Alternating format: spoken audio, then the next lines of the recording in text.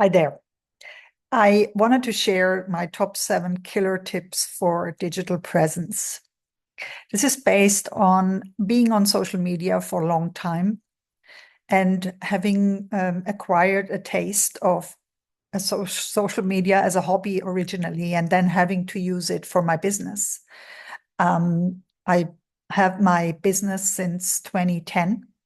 I'm a coach and trainer and also a consultant in the space of global mobility. So I work with expats and I work with professionals in that field. And a few things that I just come across always, ever and ever again are these 7 basic killer tips. So I just thought I want to share them with you today. We need to consider that when we work on social media, we are not important. Our followers are. So we need to think about what is important for them. What are the pain points they are trying to solve? And how is my content going to help them do that?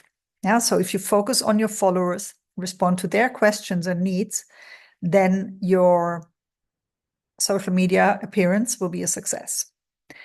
The next one is to develop your own digital home. I know a lot of people, they just feel like it's enough to be on LinkedIn or to be on Instagram or YouTube and build a presence there. But I find it very important to have your own digital home too, like a house, you can invite people to. So it should probably be your own website, something where you can show off your brand. So I have 2 websites right now, actually 3. One is less active. I have one for my firm and one for my personal brand. And for the personal brand, this is important because I'm also an author. So I have an author page for book publications, podcasts, etc. So if you want to think about that, maybe start with your own website in your own name, like your own name as a domain. It's not that hard to build with modern tools like WordPress. You might need a little bit of help, but it's a good start to have something where you can show a portfolio. Also, if you want to start your own consulting or coaching business, it's really relevant to have a page where you can also ask people to sign up to, so that you can start collecting email IDs. Also, in any kind of collaboration, it is really important to build trust first. So because of all the scams and issues that fake profiles and also other issues that we see a lot on the internet, it is important that people understand that you're a real person and that you build trust to them. And also they actually, want to like you as well. And building trust can be, for example, by sharing your face or by making sure that they see you regularly on these pages. And also by not abusing their trust, by selling them something or pitching something too early in the process. You can always pitch something later, but first of all, make sure that they understand who you are and what you have to offer. Then it's also helpful to keep like an 80-20 ratio between helpful, useful content and self-promotion.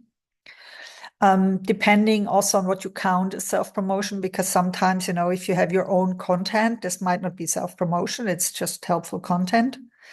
But I also think occasionally it's helpful, especially if you have a bit of an imposter syndrome, to say something about your achievements. I tend to forget that sometimes, to be honest. Or, if you won an award, for example, to show a photo of the award ceremony. It makes sense. And curating content with the advent of fake news, it is more important than ever to curate content and to find originally written content and not something that has just been written by ChatGPT.